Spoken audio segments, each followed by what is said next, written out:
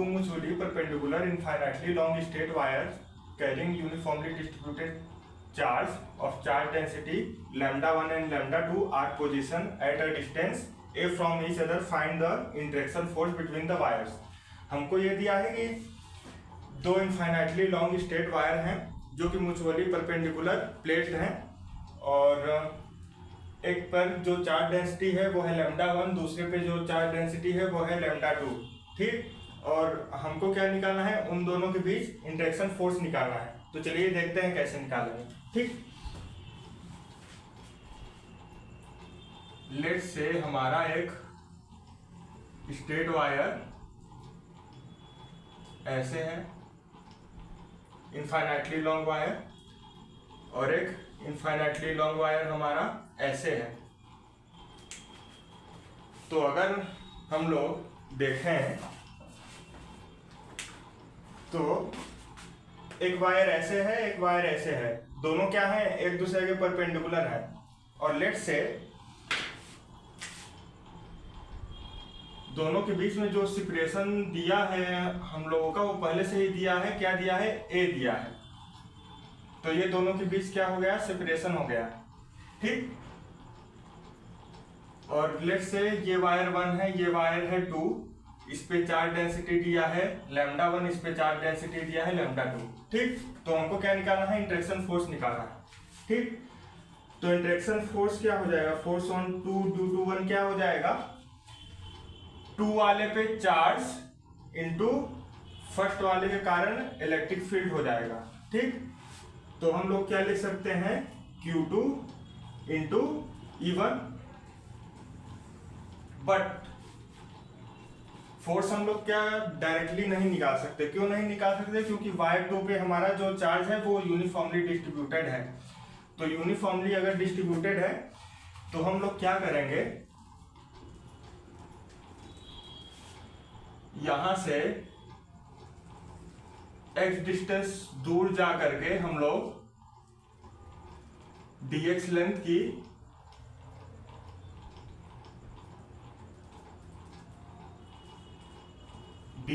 की हम लोग क्या करेंगे, स्ट्रिप काटेंगे. ठीक, और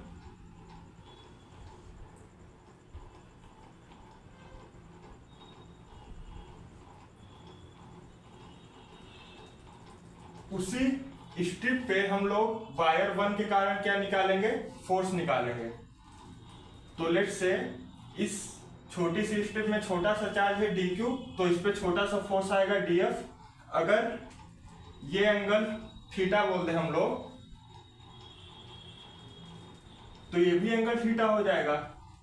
ठीक, तो इसके दो कंपोनेंट आ जाएंगे, df cos थीटा, और इधर आ जाएगा क्या, df sin थीटा. और दूसरी बात, यहाँ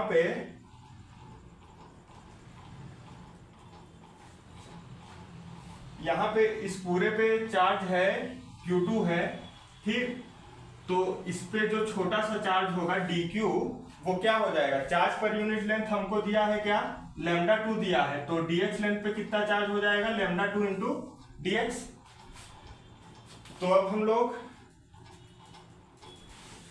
डायरेक्टली निकाल सकते हैं. और एक चीज कि हम अगर यहाँ पे कोई भी स्ट्रिप लेंगे तो उसका भी एक साइन कंपोनेंट आएगा, एक कॉस कंपोनेंट आएगा. तो साइन वाला कंपोनेंट आएगा इस डायरेक्शन में, कॉस वाला इस डायरेक्शन में, करके देख सकते हैं. तो साइन वाला कैंसिल आउट हो जाएगा, तो हमारा जो नेट फोर्स बचेगा वो कॉस वाले कंपोनेंट के अलोंग ही बचेगा. तो हमारा जो नेट फोर्स हो जाएगा वो हो जाएगा इंटीग्रेशन ऑफ df.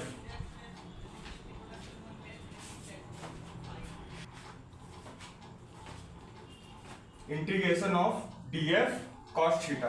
ठीक, और उसकी लिमिट कहां से कहां तक होगी, माइनस इनफाइनाइट से प्लस इनफाइनाइट. तो फोर्स ऑन 2 ड्यू टू 1 क्या हो जाएगा, Q2 की जगह अब क्या हो जाएगा हमारा, λ2 इंटू dx. तो सबसे पहले इलेक्ट्रिक फील्ड हम लोग क्या पढ़े थे, इनफाइनाइटली लॉन्ग वायर के कारण वो क्या था हमारा, 2k लैम्डा बाई आर। यहाँ पे आर क्या है? आर हमारा इस स्ट्रिप का इस वायर से डिस्टेंस कितना है? ए स्क्वायर प्लस एक्स स्क्वायर। तो यहाँ पे आर क्या हो जाएगा हमारा? रूट में A square plus X square into इस पे चार्ज, वो वायर टू पे, वायर टू की स्ट्रिप पे चार्ज कितना है हमारा? Lambda 2 into D X. और कॉस थीटा की वैल्यू क्या हो जाएगी? Base upon hypotenuse. तो बेस क्या है यहाँ पे? ए है, और हाइपोटेनस क्या है? ए स्क्वायर प्लस एक्स स्क्वायर।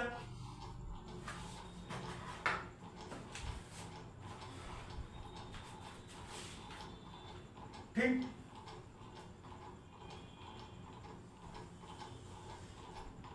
तो यहां से फोर्स ऑन 2 ड्यू टू 1 क्या हो जाएगा हमारा? तो इसी का इंटीग्रेशन है माइनस इनफाइनाइट से प्लस इनफाइनाइट तक। ठीक। तो कांस्टेंट को अगर हम बाहर निकाल लें तो क्या क्या बाहर आ जाएगा? 2k लैम्डा 1, यहां पे लैम्डा 1 होगा, इंटू लैम्डा 2 इंटू ए, फिर इंटीग्रेशन ऑफ हो जाएगा, यहाँ पे इंटीग्रेशन ऑफ हो जाएगा यहाँ पे dx अपॉन ए स्क्वायर प्लस एक्स स्क्वायर। ठीक।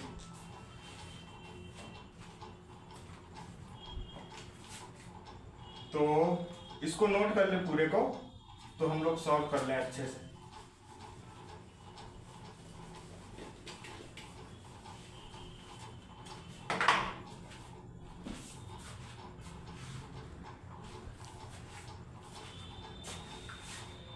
तो integration of 1 by A square plus X square का इंटीग्रेशन क्या होता है हमारा? tan inverse of 1 by A into tan inverse of x by A हो जाएगा यहाँ पे। तो क्या हो जाएगा? 2k lambda 1 into lambda 2 into A, और इसका जो इंटीग्रेशन हो जाएगा माइनस इनफाइनाइट से प्लस इनफाइनाइट, तो हो जाएगा 1 by A tan inverse of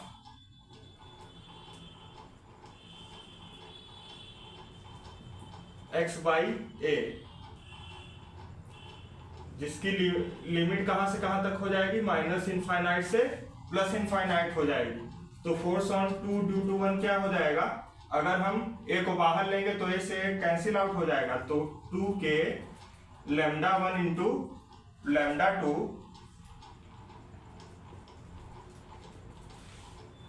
tan inverse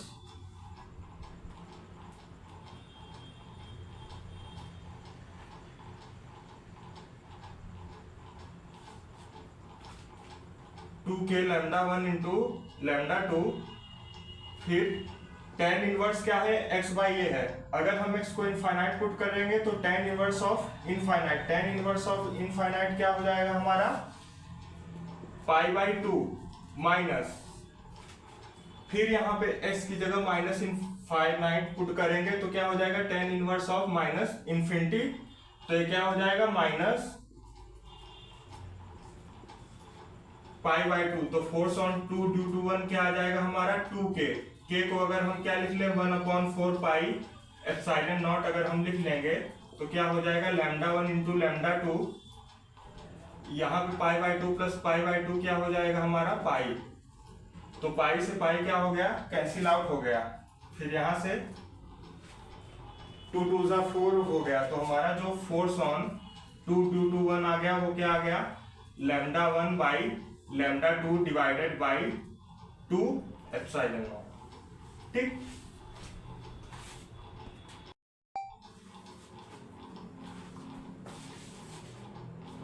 इस क्वेश्चन में हमको यूनिफॉर्मली लार्ज रेक्टेंगुलर शीट दिया है जिसपे चार्ज क्या है? यूनिफॉर्मली डिस्ट्रीब्यूटेड है, और इसका चार्ज पर यूनिट एरिया दिया है हमको सिग्मा। ठीक। और इसी यूनिफॉर्म लार्ज रेक्टेंगुलर शीट के कारण हमको पी पॉइंट पे क्या निकालना है? Electric field. अगर हम इस रेक्टेंगुलर शीट को अगर हम ध्यान से देखें तो ये रेक्टेंगुलर शीट छोटे छोटे इनफाइनाइट लॉन्ग वायर से मिलकर के बना हुआ है। तो हम रेक्टेंगुलर शीट के कारण तो हम डायरेक्टली इलेक्ट्रिक फील्ड नहीं निकाल सकते, तो हम क्या करेंगे कि छोटे छोटे इन्फिनिटी लॉन्ग वायर की स्ट्रिप काट के हम लोग इंटीग्रेट कर देंगे, तो इससे हमारा क्या आ जाएगा, पी पॉइंट पे इलेक्ट्रिक फील्ड की वैल्यू। ठीक, तो अब देखते हैं कि स्ट्रिप हम लोग किस तरीके से लेंगे।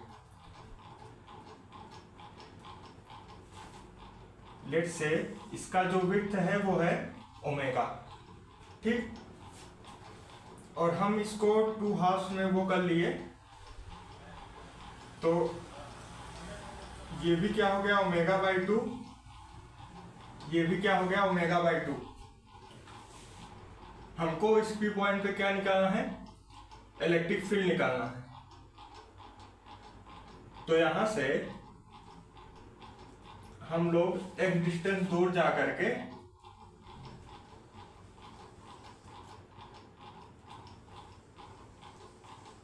डीएक्स विथ का इनफाइनाइट लॉन्ग वायर का स्ट्रिप अगर काटेंगे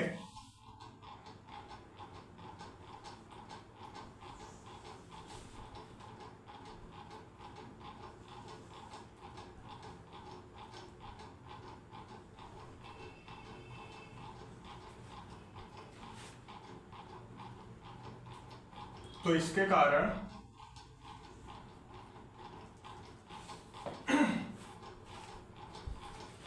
इलेक्ट्रिक फील्ड की वैल्यू क्या आती थी, हमारा क्या आता था 2k लैम्डा बाई आर आता था। आर उस पॉइंट से इसका डिस्टेंस था जहां पे हमको क्या निकालना था, इलेक्ट्रिक फील्ड। लेकिन इसमें हमको k तो दिया ही नहीं है, हमको क्या दिया है, सिग्मा दिया है।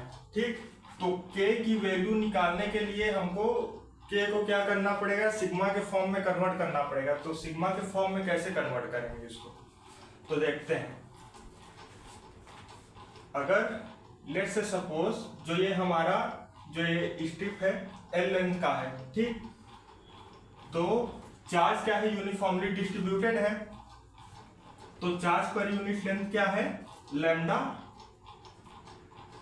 तो एल लेंथ पे कितना चार्ज हो जाएगा, lambda into L is equal to, इसको दूसरे तरीके से और लिख सकते हैं, दूसरे तरीके से क्या लिख सकते हैं, चार्ज पर यूनिट एरिया क्या हो गया, सिग्मा। तो हमारा एल डी एक्स एरिया में कितना वो हो जाएगा charge, sigma into L D x. तो एल से एल क्या हो गया, कैंसिल आउट हो गया, तो यहां से हमारा लैम्डा की वैल्यू क्या आ गई, सिग्मा डी एक्स। तो लैम्डा की जगह हम लोग क्या पुट करेंगे, सिग्मा डी एक्स। हम लैम्डा को इसीलिए सिग्मा के फॉर्म में कन्वर्ट किए क्योंकि हमको लैम्डा नहीं दिया था, हमको सिग्मा दिया था। ठीक, अब सिमिलरली यहां से भी अगर हम एक्स डिस्टेंस दूर जाएं और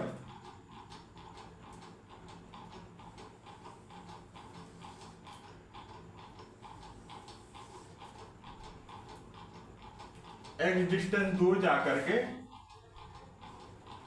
डीएक्स विथ की अगर हम स्ट्रिप काटे तो इसके कारण भी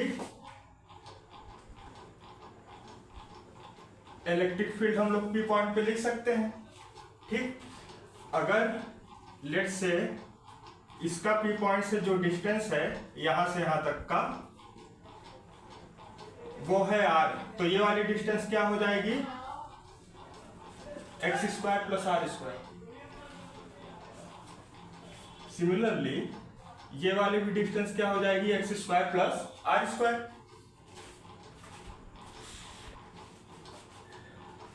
और लेट से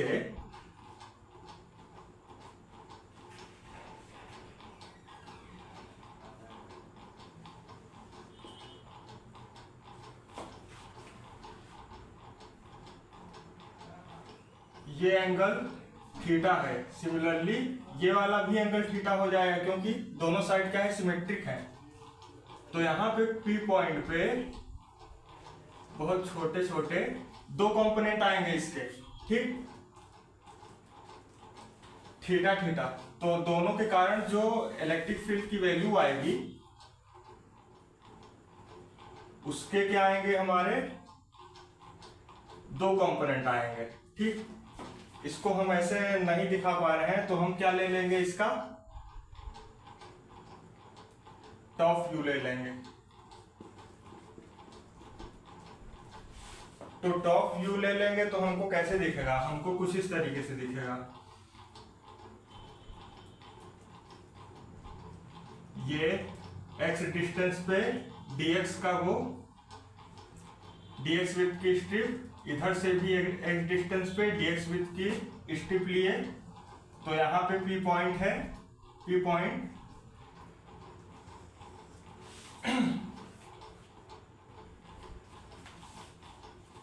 P पॉइंट है। अगर दोनों थीटा थीटा एंगल बना रहे हैं तो D की जो वैल्यू आएगी तो ये एंगल भी थीटा थीटा वो हो जाएगा।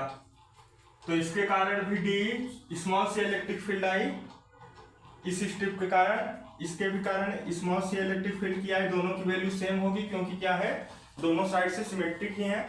ठीक, और डिस्टेंस भी सेम है तो इलेक्ट्रिक फील्ड की वैल्यू सेम।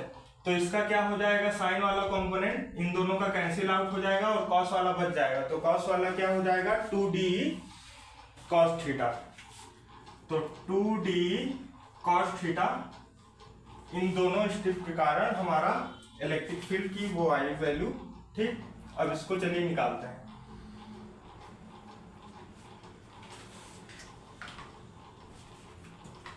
तो इस डायग्राम को भी बना लें। अब हम रफ करने जा रहे हैं इसको।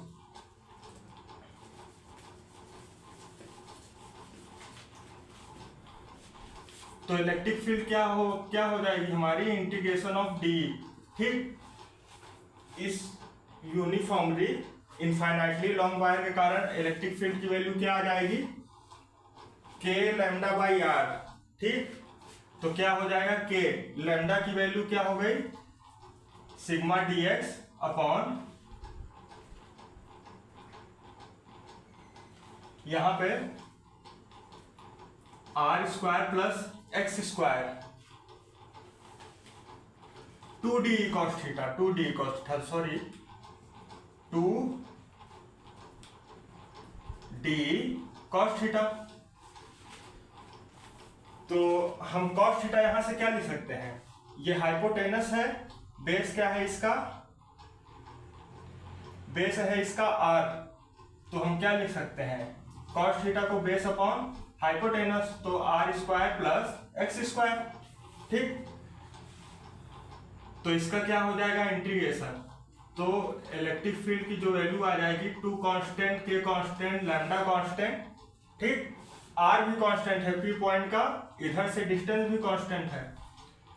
तो हमारे पास अंदर साइड पे क्या बचेगा, R square plus X square, बाकी सब कांस्टेंट हो गए। अब हम लिमिट कहां से कहां तक लेंगे, क्योंकि हम लोगों ने दो इनफाइनाइट लॉन्ग वायर के जो स्ट्रिप थे तो उसको एक साथ कंसीडर किया। तो हमारी लिमिट कहां से कहां तक हो जाएगी,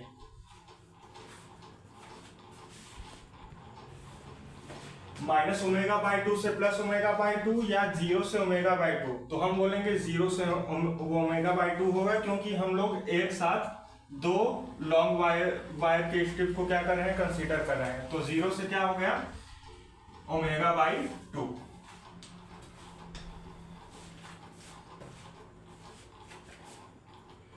तो इसको नोट कर लें।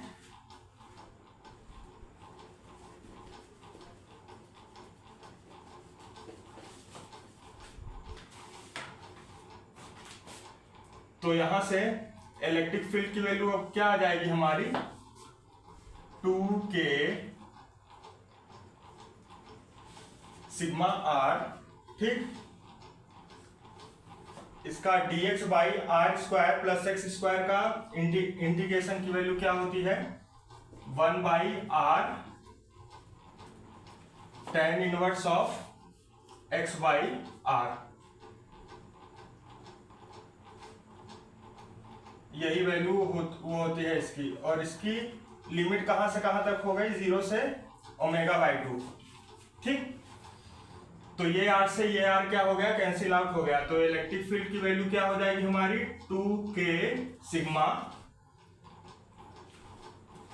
Into ten inverse of omega by 2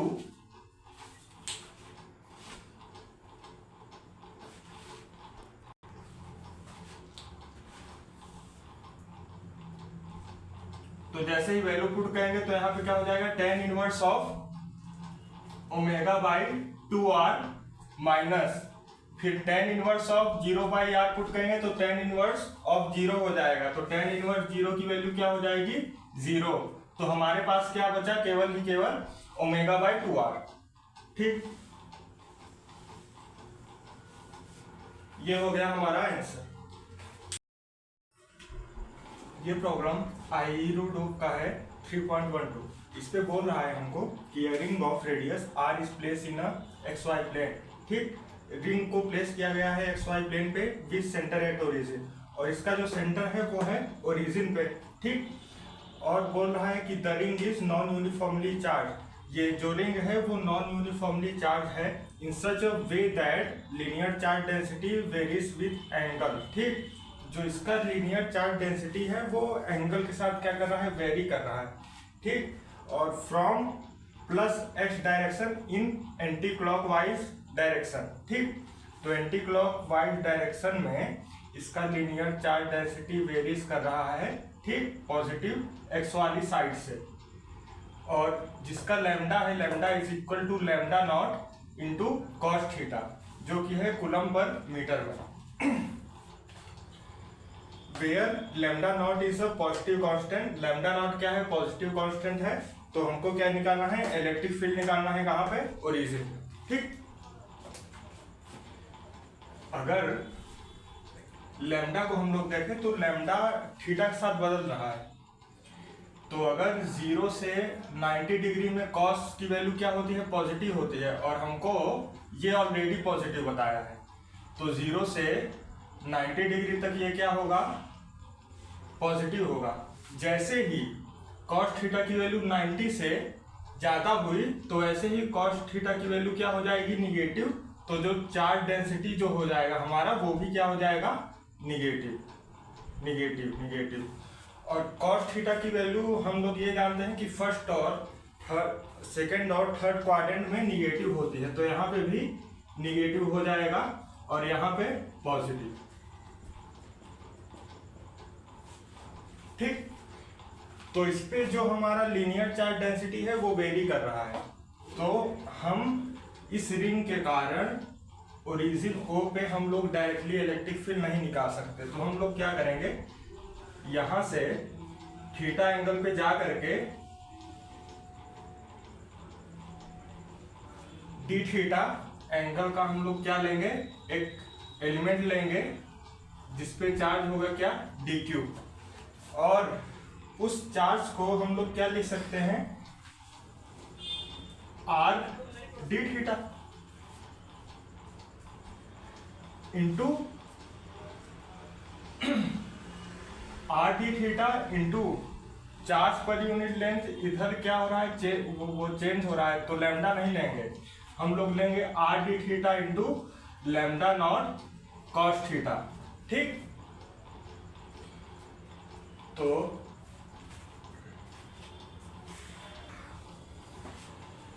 तो इस पॉजिटिव चार्ज के कारण जो इलेक्ट्रिक फील्ड की वैल्यू आएगी वो आएगी इस डायरेक्शन में, जो कि होगा डी।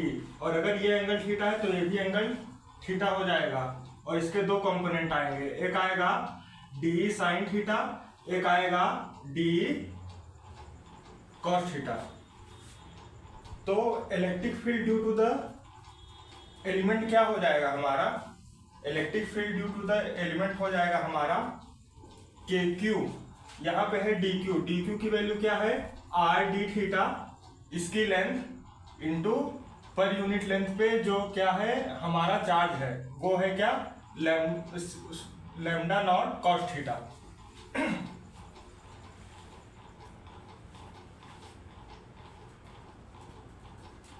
तो क्या हो जाएगा इधर से, into lambda not cos theta by R square. तो आर स्क्वायर से ये आर कट गया। ठीक,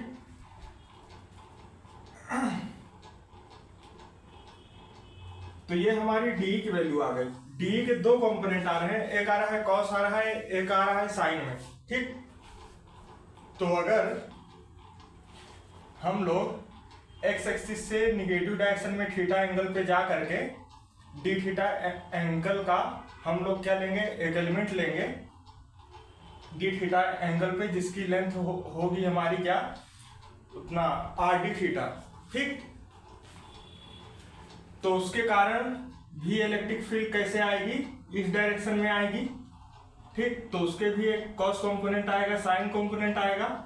तो उसका साइन कंपोनेंट इस वाले साइन कंपोनेंट से क्या हो जाएगा, कैंसिल आउट हो जाएगा। तो हमारा जो नेट इलेक्ट्रिक फील्ड आएगा वो आएगा केवल ही केवल किस डायरेक्शन में, कॉस वाले डायरेक्शन में।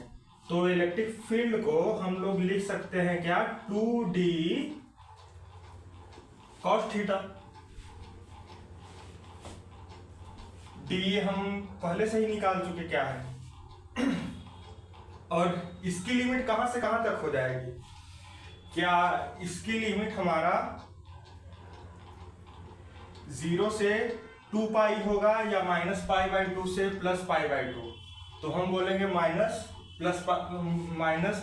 से +π/2 होगा, क्योंकि जैसा यहाँ पे है वैसा ही यहाँ पे है। यहाँ पे भी अगर हम कोई एलिमेंट लेंगे, ठीक, सिमिलरली यहाँ पे भी कोई एलिमेंट लेंगे, ठीक, तो उसके कारण जो इलेक्ट्रिक फील्ड की वैल्यू आएगी उसका साइन कंपोनेंट क्या हो जाएगा, कैंसिल आउट हो जाएगा और कॉस कंपोनेंट ऐड अप हो जाएगा। तो हम लिमिट कहां से कहां तक लेंगे, -π/2 से +π/2, ठीक।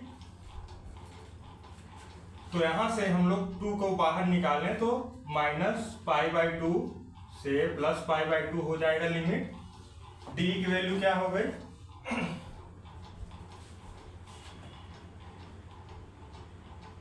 k lambda not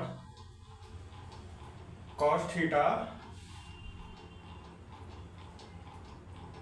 cos square theta. यहाँ पे 2D कॉस थीटा है तो cos square theta D theta by R.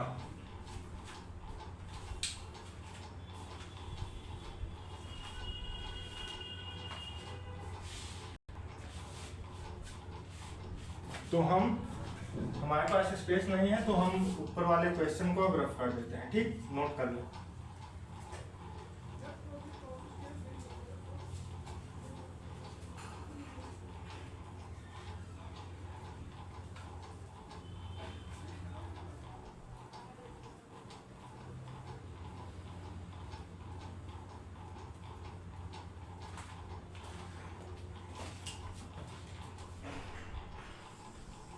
तो यहां से इलेक्ट्रिक फील्ड की वैल्यू क्या हो जाएगी, 2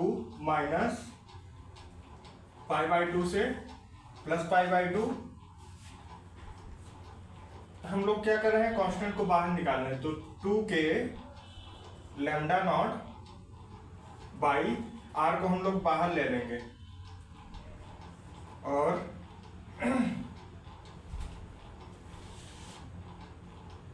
तो इसका इंटीग्रेशन क्या हो जाएगा, अभी इंटीग्रेशन नहीं करते हैं। कॉस स्क्वायर थीटा है तो कॉस स्क्वायर थीटा की वैल्यू क्या होती है,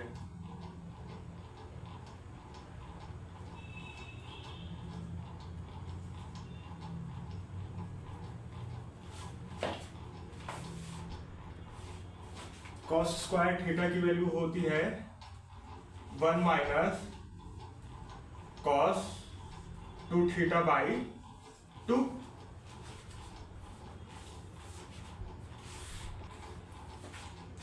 sorry 1 plus cos 2 theta by 2, ठीक।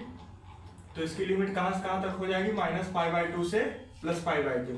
तो इलेक्ट्रिक फील्ड की वैल्यू क्या हो जाएगी, 2k lambda not by R. इसका इंटीग्रेशन क्या हो जाएगा, into D theta, D theta भी था ना यहाँ पे। तो इसका इंटीग्रेशन क्या हो जाएगा, 1/2 इंटीग्रेशन ऑफ डी थीटा क्या हो जाएगा, θ/2 प्लस कॉस। तो 1/2 को कांस्टेंट है यहाँ पे तो बाहर निकाल लिए। तो कॉस 2 थीटा का इंटीग्रेशन क्या हो जाएगा, कॉस टू थीटा का इंटीग्रेशन हो जाएगा sign to theta divided by theta के साथ 2 है तो डिवाइडेड बाई क्या हो जाएगा 2।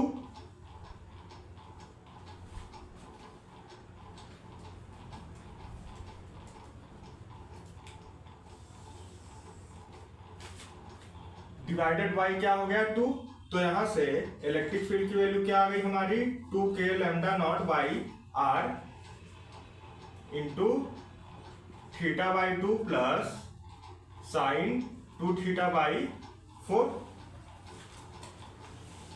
तो लिमिट -π/2 से +π/2 हम अगर पुट करेंगे तो क्या वैल्यू आएगी इसकी।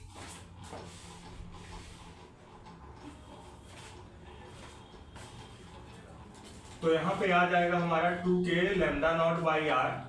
ठीक, साइन 2 थीटा में अगर हम π/2 पुट करेंगे या -π/2 पुट करेंगे तो उसकी वैल्यू 0 हो जाएगी। तो हमको इससे कोई भी मतलब नहीं है क्योंकि ये 0 ही हो जाएगा। और फिर हमारे पास बचा क्या θ/2 बचा। तो θ/2 में हम लोग अगर थीटा की जगह π/2 पुट करेंगे तो क्या हो जाएगा +π/2 माइनस अगर हम थीटा की जगह क्या पुट करेंगे लोअर लिमिट में -π/2 तो क्या हो जाएगा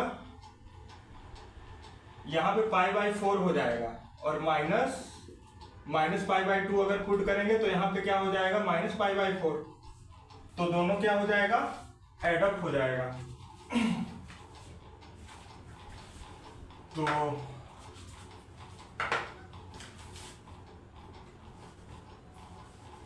अगर इसी को हम लोग कैलकुलेट करेंगे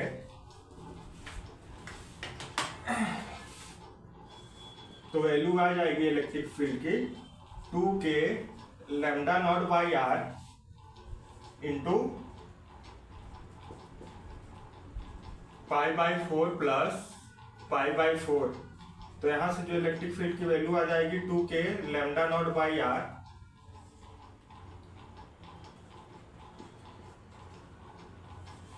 2π/4।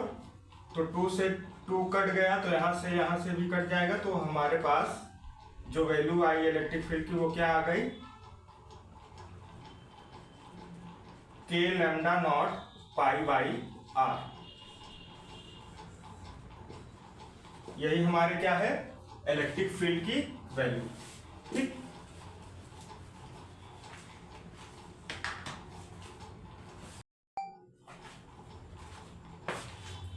इस वाले क्वेश्चन में एक हमारे पास क्या है सर्कुलर रिंग है। ठीक, और उसके साथ एक यूनिफॉर्म रॉड अटैच है। ठीक, और सर्कुलर रिंग का जो रेडियस है वो दिया है हमको r और सर्कुलर रिंग पे जो चार्ज है वो है कैपिटल Q। ठीक, यूनिफॉर्म रॉड का जो लेंथ है हमारा वो दिया है r और इस पे जो चार्ज है टोटल वो है स्मॉल q। ठीक, तो हमको क्या निकालना है फोर्स ऑन रॉड निकालना है ड्यू टू रिंग। तो रिंग के कारण हमको रॉड पे फोर्स निकालना है।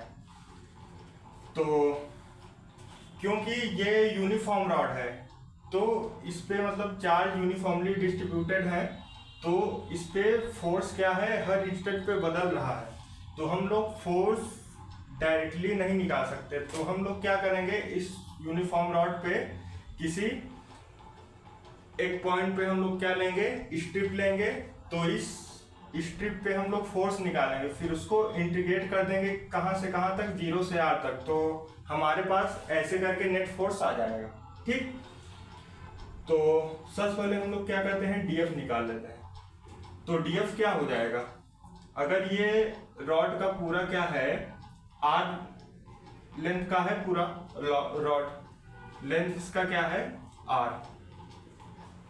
तो हम लोग क्या करेंगे इस रिंग से किसी x डिस्टेंस पे जा करके हम लोग dx लेंथ की स्ट्रिप लेंगे।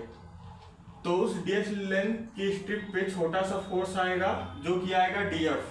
तो df को हम लोग क्या लिख सकते हैं electric field due to the ring into इस पे dx लेंथ पे चार्ज इनटू क्या हो जाएगा dq। तो हम dq को क्या लिख सकते हैं dq को लिख सकते हैं हम लोग लैम्डा इंटू dx क्योंकि चार्ज पर यूनिट लेंथ हमारा है लैम्डा तो dx लेंथ पे कितना चार्ज हो जाएगा, लैम्डा इंटू dx। तो df की वैल्यू क्या हो जाएगी, electric field due to the ring क्या होता था हमारा, वो होता था kq(x) upon r square plus x square to the power 3/2, और dq की वैल्यू क्या हो गई हमारी, lambda into dx।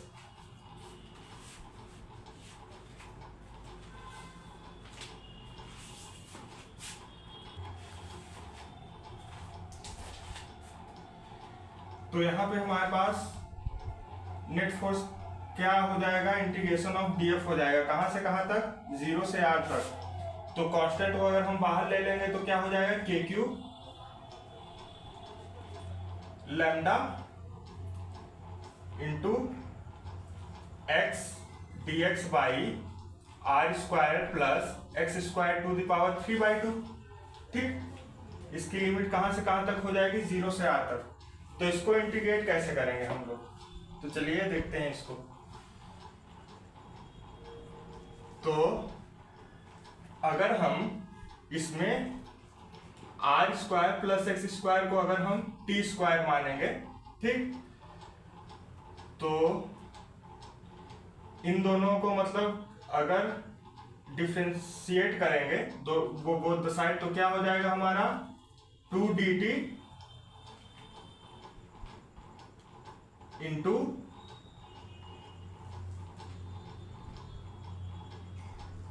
2x dx।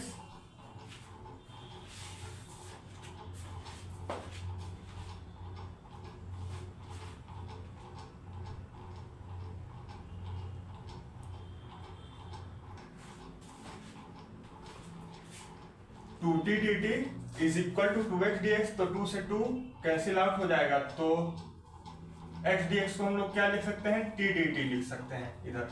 ठीक, तो अब हम लोग यही करते हैं इसमें। तो जैसे ही तो f हमारा क्या हो जाएगा, k cube lambda into x D x को हम लोग टी डी टी ले लिए, और यहाँ पे R square plus X square को हम लोगों ने क्या लिया था, टी स्क्वायर लिया था, तो T square to the power 3/2 क्या हो जाएगा, टी क्यूब। तो एक टी से एक टी कैंसिल आउट हो जाएगा, तो नीचे साइड क्या बचेगा, टी स्क्वायर। तो इसको नोट कर लें।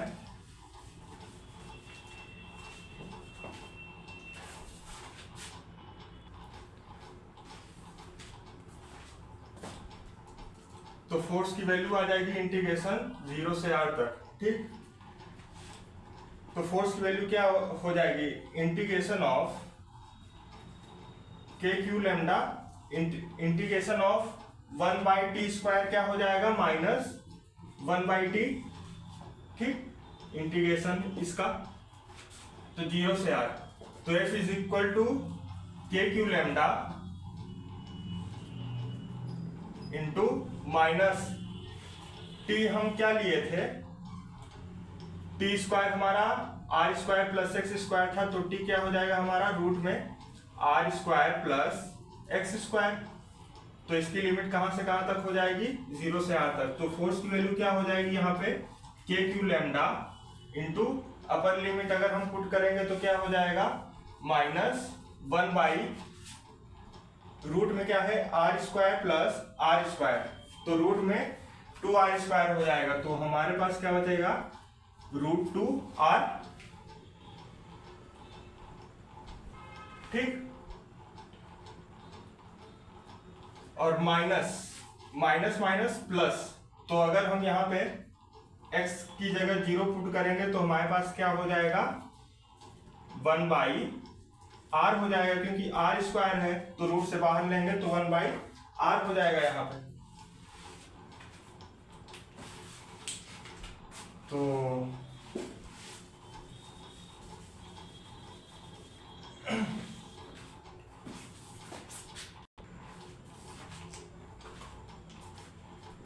तो यहां से फोर्स अगर हम लैम्डा की जगह अगर q/r पुट करेंगे तो क्या आ जाएगा हमारा, k क्यू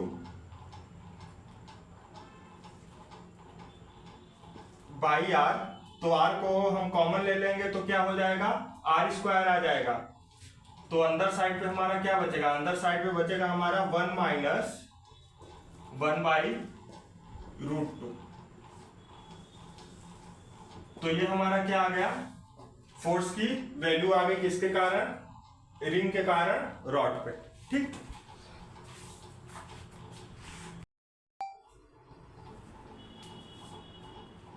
इस वाले क्वेश्चन में बोल रहा है a tiny spherical oil drop carrying a net charge Q is balance in steel air with a vertical uniform electric field. ठीक, ऑयल ड्रॉप है हमारे पास, ठीक, और इसका कुछ ना कुछ मास होगा तो mg एक्ट करेगा। और ये बोला है कि फर्स्ट वाले केस में ये बोला है कि जो वर्टिकल यूनिफॉर्म इलेक्ट्रिक फील्ड है ये इसको क्या कर रहा है, बैलेंस कर रहा है। तो अगर इसको बैलेंस कर रहा है तो इलेक्ट्रिक फोर्स जो लगेगा वो अपवर्ड डायरेक्शन में ही लगेगा, क्योंकि क्या कर रहा है, इसको बैलेंस कर रहा है फर्स्ट वाले केस में। तो फर्स्ट वाले केस में क्या हो जाएगा, QE is equal to mg, और नेट चार्ज इस पे ड्रॉप पे हमको दिया है Q। ठीक, चार्ज को हम लोग पॉजिटिव मानेंगे तो इलेक्ट्रिक फील्ड भी अपवर्ड डायरेक्शन में ही वो लग रहा होगा, क्योंकि पॉजिटिव चार्ज के कारण जो इलेक्ट्रिक फील्ड की डायरेक्शन जो होती है वही इलेक्ट्रिक फोर्स की भी डायरेक्शन होती है, दोनों सेम रहता है। ठीक, सेकेंड वाले केस में बोल रहा है कि if the electric field is switch off, अगर इलेक्ट्रिक फील्ड को हटा दिए तो जो ड्रॉप है टर्मिनल वेलोसिटी के साथ फॉल करने लगा डाउनवर्ड डायरेक्शन में। अब अगर ड्रॉप टर्मिनल वेलोसिटी के साथ फॉल कर रहा है, ठीक, और टर्मिनल वेलोसिटी क्या है, कांस्टेंट है हमारा, तो कांस्टेंट है तो जरूर ना जरूर एक्सेलरेशन 0 हुआ होगा। और अगर वो फॉल कर रहा है टर्मिनल वेलोसिटी के कारण तो mg तो वो अभी भी लग रहा है, mg तो हटा नहीं है। तो हम लोग ये जानते हैं कि अगर कोई भी ऑब्जेक्ट फ्लूइड पे अगर फ्लोट करता है तो स्टोक्स लॉ के अकॉर्डिंग उस पे कोई ना कोई विस्कस फोर्स लगता है, और जो विस्कस फोर्स लगता है तो वो अपवर्ड डायरेक्शन में लगता है। तो सेकंड केस में ऐसा हुआ होगा कि विस्कस फोर्स लगा होगा ऑयल में, ऑयल ड्रॉप में अपवर्ड डायरेक्शन में, और विस्कस फोर्स की वैल्यू क्या होती है, 6 पाई नीटा RV, जहां पे नीटा हमारा क्या है, कोफिशिएंट ऑफ विस्कोसिटी है, R है radius of the oil drop, और वेलोसिटी हमारा क्या है, टर्मिनल वेलोसिटी, जिस वेलोसिटी के साथ वो डाउनवर्ड में मूव कर रहा है, और नीचे साइड mg। तो जरूर ये दोनों फोर्स बराबर हुए होंगे, ये दोनों फोर्स बराबर हो जाएंगे तो इस ऑयल ड्रॉप का नेट एक्सेलरेशन 0 हो जाएगा, और नेट एक्सेलरेशन 0 हो जाएगा तो ये टर्मिनल वेलोसिटी के साथ क्या करने लगेगा, फॉल करने लगा। टर्मिनल वेलोसिटी हमको पहले से ही दिया है, क्या है, 2 × 10⁻³ मीटर पर सेकेंड। ठीक, तो सेकेंड वाले केस में क्या हो जाएगा, 6 pi eta RV is equal to mg। ठीक, तो यहां से हमको तो मास तो दिया नहीं है, हमको डेंसिटी ऑफ ऑयल दिया है। ठीक, डेंसिटी ऑफ ऑयल दिया है, और हमको ये ऑयल ड्रॉप का जो है वॉल्यूम तो पता ही है, ऑयल ड्रॉप क्या है हमारा, स्फेरिकल है, तो वॉल्यूम क्या हो जाएगा, 4/3 पाई r³। ठीक, तो हम m की जगह क्या लिख सकते हैं यहाँ पे, 6 pi eta RV is equal to, m की जगह हम लोग क्या लिख सकते हैं, rho into 4/3 pi r³ into g। तो ये r से ये r कटा तो यहाँ पे r² हो गया, ये पाई से ये पाई कैंसिल आउट हो गया, और यहाँ पे 2 × 2 = 4, 2 × 3 = 6 हो गया। तो यहाँ से हमको क्या मिला, 6 eta into v, 3 × 3 = 9 eta v, 9 eta v is equal to रो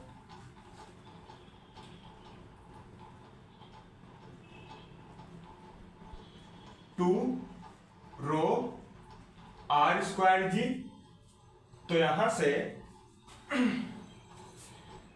जो हमारा r का वैल्यू आ जाएगा, क्या आ जाएगा, r का वैल्यू यहां से हमारा क्या आ जाएगा, आर का वैल्यू आ जाएगा हमारे पास 9 नीटा वी डिवाइडेड बाई 2 रो जी, ये क्या आ जाएगा अंडर रूट में।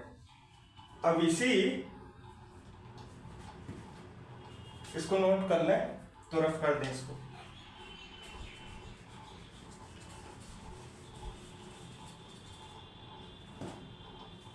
अब इसी जो आर की वैल्यू है,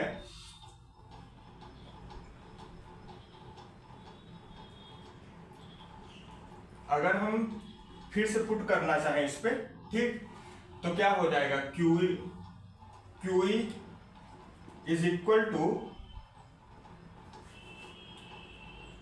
क्योंकि हमारा क्या था 6 पाई नीटा RB भी इक्वल टू mg था, तो हम QE को क्या ये नहीं लिख सकते 6 पाई नीटा RB, तो हम क्या लिखेंगे 6 पाई नीटा इंटू वी, और R हमारा क्या आ गया यहां से, R हमारा आ गया 9 नीटा v divided by 2 rho g, ठीक। तो यहां से Q की वैल्यू क्या आ जाएगी 6 pi eta v divided by E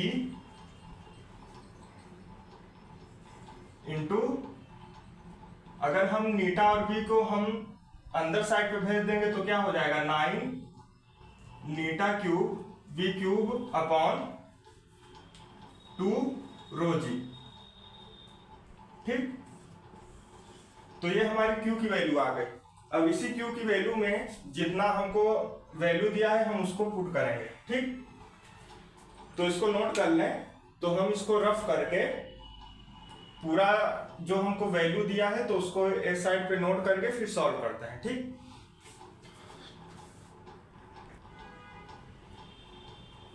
तो हमारी Q की वैल्यू के वो क्या निकाले हम लोग 6 पाई बाई E, फिर रूट में 9 eta cube V cube divided by 2 rho g, ठीक। तो यहाँ पे 6 पाई वैल्यू अगर पुट करेंगे तो इलेक्ट्रिक फील्ड की वैल्यू क्या थी 81 पाई और इंटू 10 टू द पावर 5 था यहाँ पे, तो 10 टू द पावर अगर हम ऊपर साइड भेजेंगे तो क्या हो जाएगा -5, ठीक। और 7 ऊपर साइड चला जाएगा तो पाई से पाई कैंसिल आउट हो जाएगा इधर, और फिर अंदर साइड क्या हो जाएगा 9 इंटू नीटा की वैल्यू क्या है, विस्कोसिटी ऑफ एयर की वैल्यू क्या है 1.8 into 10 to the power -5 newton second by metre square, तो नीटा क्यूब है तो 1.8 into 1.8 into 1.8 into 10 to the power -5 है, तो उसका क्यूब करेंगे क्या हो जाएगा 10 टू द पावर -15। फिर यहाँ पे वेलोसिटी, टर्मिनल वेलोसिटी की वैल्यू क्या दी है हमको 2 into 10 to the power -3 metre per second, और टर्मिनल वेलोसिटी का क्यूब है तो यहाँ पे 2 2 जा 4 2 जा 8 हो जाएगा into 10 to the power -9 divided by 2। Density of oil हमको क्या दिया है 900 केजी पर मीटर क्यूब, तो 900 लिख दिए यहाँ पे, और ग्रेविटेशनल एक्सेलरेशन हमको क्या दिया है 9.8 मीटर पर सेकेंड स्क्वायर, ठीक। तो यहां से 7 6 जा क्या हो गया 42 by 81 into 10 to the power -5। अगर हम 9 को छोड़ दें इस पे, ठीक, और जो नीचे साइड वो 900 है, तो 900 को हम लोग क्या लिख सकते हैं 9 इंटू 10 टू द पावर 2, और 10 टू द पावर 2 को हम ऊपर भेजे अगर हम 10 के पावर जितने हैं अगर हम ऐड कर दें तो 10 टू द पावर -15 है, फिर -9 हो गया यहाँ पे, तो 10 टू द पावर -24 हो गया, और यहाँ पे 10 टू द पावर 2 था तो ऊपर साइड जाएगा तो क्या हो जाएगा ऐड हो जाएगा, तो 10 टू द पावर -26, और फिर नीचे साइड हम लोगों के पास क्या बचा, और यहां से 2 से अगर काटेंगे तो क्या हो जाएगा, 2 4 जा 8 हो जाएगा। तो नीचे साइड हम लोगों के पास क्या बचा, 1.8 इंटू 1.8 इंटू 1.8 इंटू 4। यहाँ पे ऊपर साइड पे और नीचे साइड पे 9 इंटू 9.8। तो 9 से अगर 1.8 को अगर हम वो करेंगे तो क्या आ जाएगा, यहाँ पे 0.2 आ जाएगा। और यहाँ पे जो 1.8 है, अगर हम इसको हटा देंगे तो 10 टू द पावर -2 फिर से हो जाएगा। तो 10 टू द पावर -2 हो जाएगा यहाँ पे, तो 10 टू द पावर -28 हो गया, क्योंकि यहाँ पे हम लोग डेसिमल को वो हटा दिए 10 से मल्टीप्लाई करके। ठीक, तो यहां से हमको क्या मिला, 42/81 into 10 to the power -5। 10 to the power -28 है, बाहर निकालेंगे तो क्या हो जाएगा, 10 टू द पावर -14। तो 14 -5 10 टू द पावर -19 हो गया। और फिर रूट को अगर हम सॉल्व करेंगे तो क्या हो जाएगा, यहाँ पे 18 इंटू 0.2 क्या हो जाएगा, 3.6 हो जाएगा। और 8 4 जा क्या हो जाएगा, 32 डिवाइडेड बाई 9.8।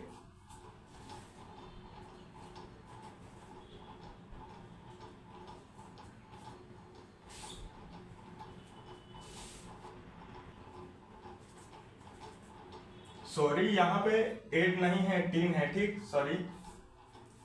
तो 18 4 जा क्या हो जाएगा, 18 4 जा हो जाएगा 72।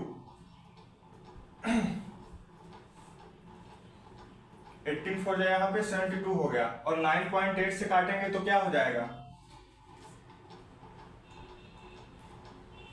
9 7 जा 63। और यहाँ पे 0.8 है, 0.8। ठीक है, तो 0.8 इंटू 7 टाइम क्या हो जाएगा, 5.6 हो जाएगा। तो 63 में अगर हम 5.6 जोड़ेंगे तो क्या हो जाएगा, 68.6। तो 68.6 हो जाएगा। तो 72 से माइनस कर देंगे तो क्या हो जाएगा, 3.4 बचेगा। 3.4 बचेगा तो 3 टाइम्स हो जाएगा 9.8 पे। तो ये लगभग यहाँ पे 7.3 आ गया इस तरीके से।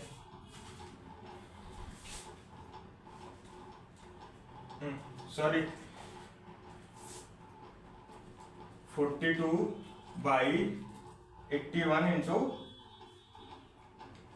10 टू द पावर -19। अगर हम ऊपर साइड वाले को अगर हम रफ करें